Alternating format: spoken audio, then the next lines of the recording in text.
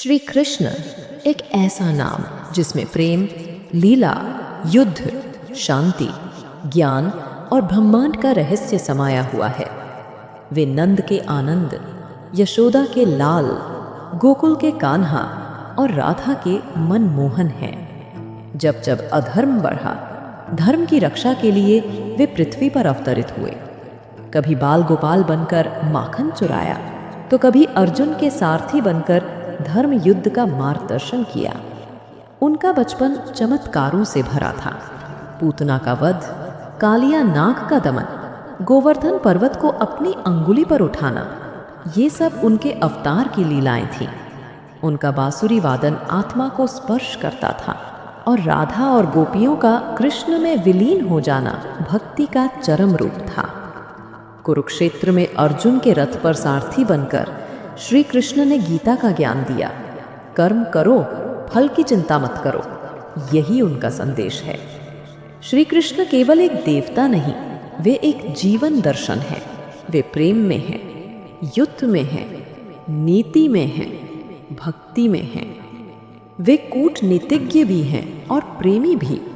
रणभूमि में योद्धा हैं तो गोकुल में लीलाधर भी। वे समय के पार हैं क्योंकि उन्होंने ही समय को अपनी मुट्ठी में बांधा है।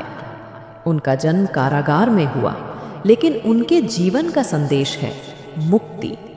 वे दूसरों के बंधनों को तोड़ने आए थे, भय, मोह, अज्ञान और अधर्म के बंधनों को।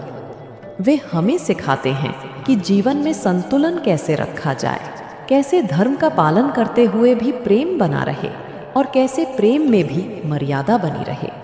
वे मित्र बने तो सुदामा जैसे निर्धन को भी राजा बना दें और शत्रु बने तो अधर्म को समाप्त कर दें।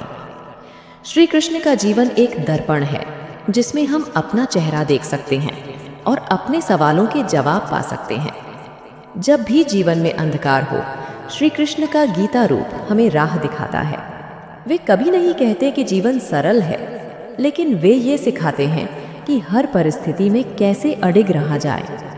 उनका मुस्कुराता चेहरा इस बात का प्रमाण है कि गहरे से गहरे संकट में भी शांति और संतुलन बनाए रखना संभव है। उनका ज्ञान हमें जीवन का अर्थ समझाता है। श्री कृष्ण केवल द्वापर युग की कथा नहीं, वे आज भी हर युग, हर हृदय, हर आत्मा में जीवित हैं।